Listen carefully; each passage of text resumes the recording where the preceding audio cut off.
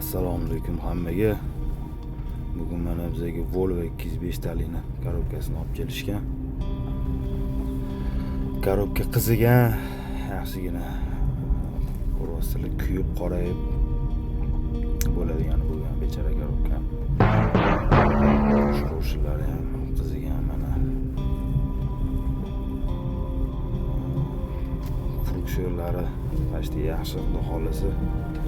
Chunki bizdan oldin bir haftacha oldin remont bo'lgan bu. Baribir moy o'tkazib yuborgan gidravlika. Kichkina funksiyonlari ham qisilib zazor noto'g'ri qo'yilganga ezilgan. Shu ishlamaydi. Qiyshayib dabdalasi chiqqan. Shu dozatorga keladigan bo'lsa, dozatori ham ichida ozgina funksiyon zazor noto'g'ri olinganga mana mashtumani yeb qo'ygan. Chunki orqadan funksiyonlar boshqa David qilgan patchunite yeb tashlagan mana shu dozator ichida. Surushga to'lgan. Xohlasa ichlarini tozalab cho'tkizib beramiz o'zini. Patchunilari yangi qo'ygan narsalari yaqinda qo'yilgan. Nasosini ham ochib remont qilib beramiz. Podacha obratkalari juda yaxshi aylanyapti ham. Korobkamizning ichki holati xohlasa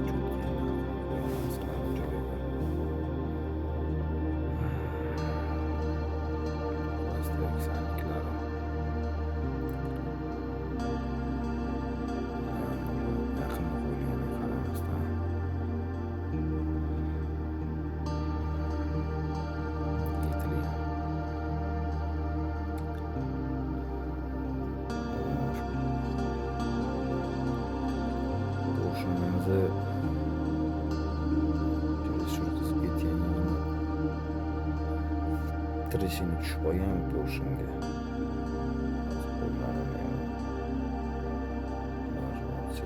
Aqlroq ko'rsatishga harakat qilaman.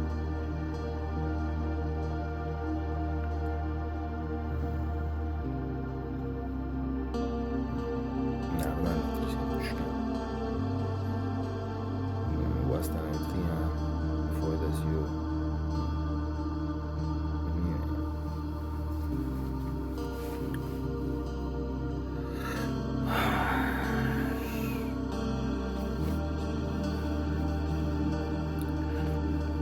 Zapchastlarni olib keldik, xudo xolisi ertaga yig'ib